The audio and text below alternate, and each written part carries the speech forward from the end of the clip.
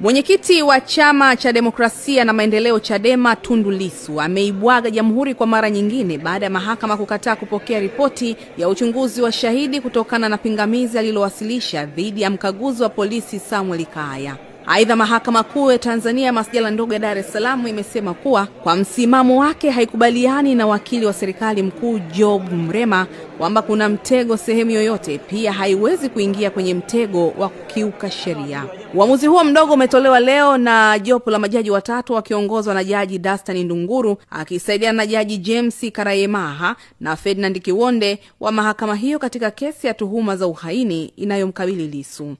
Jaji Karayemaha alieleza kuwa shahidi huyo, licha ya kuwa ofisa mwenye taaluma ya uchunguzi wa picha, hakuteuliwa kama mtaalamu wa masuala ya teknolojia ya habari na mawasiliano, yani cyber expert, bali alipewa jukumu maalumu la kuchunguza na kuhakiki picha mnato zilizowasilishwa kwake kwa maombi ya mkurugenzi wa mashtaka DPP na mwanasheria mkuu wa serikali AG.